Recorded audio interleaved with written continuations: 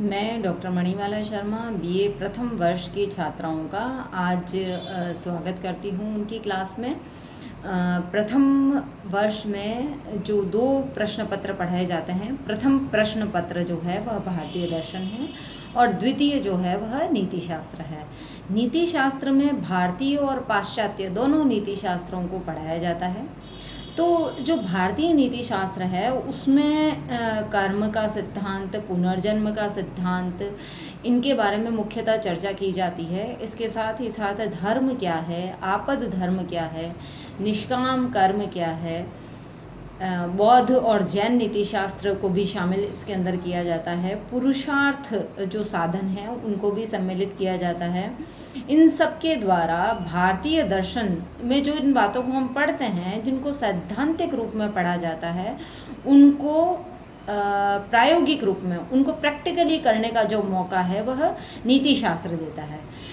इसी तरह से जब हम पाश्चात्य नीति शास्त्र की तरफ दृष्टि डालते हैं तो वहाँ पर जो व्यक्ति के आचरण का मूल्यांकन करने वाले जो सिद्धांत हैं, व्यक्ति अगर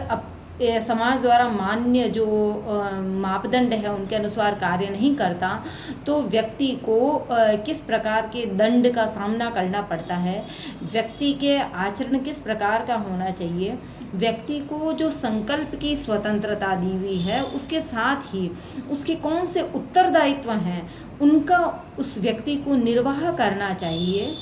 इन सब बातों पर भी विचार नीति शास्त्र के अंदर किया जाता है। दूसरी प्रकार से हम देखें कि व्यक्ति को जो भी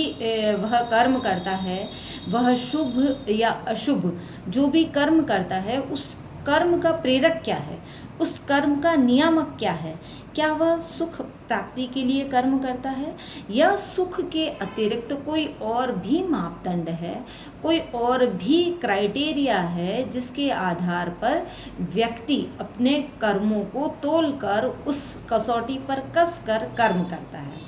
इन सब बातों को मोटी मोटी तौर पर सिद्धांतों को सिखाने का प्रयास जो है वह नीति शास्त्र करता है। वह व्यक्ति को एक गाइडलाइन देता है, एक मार्ग दिखाता है जिस पर चलकर व्यक्ति अपने कर्मों का मूल्यांकन कर सके, जान सके कि वह जिस प्रकार का आचरण कर रहा है क्या वह समाज द्वारा मान्य है या समाज द्वारा उन बातों को स्वीकार नहीं किया जाएगा। व्यक्ति में एक अंतः प्रज्ञा नाम की शक्ति होती है जो व्यक्ति को सही और गलत, शुभ और अशुभ, इन सारी चीज़ों के बीच में निर्धारित करने का, तोलने का एक साक्षात मापदंड प्रस्तुत करती है। तो देखा जाए तो भारतीय नीति शास्त्र और पाश्चात्य नीति शास्त्र में जिन बातों को कहा जाता है वह सभी बातें सैद्धांतिक रूप में भारतीय दर्शन के अंदर कही जा चुकी है, परंतु नीति शास्त्र उनको प्रैक्टिकली अपनी जीवन में, अपनी लाइफ में अप्लाई करने का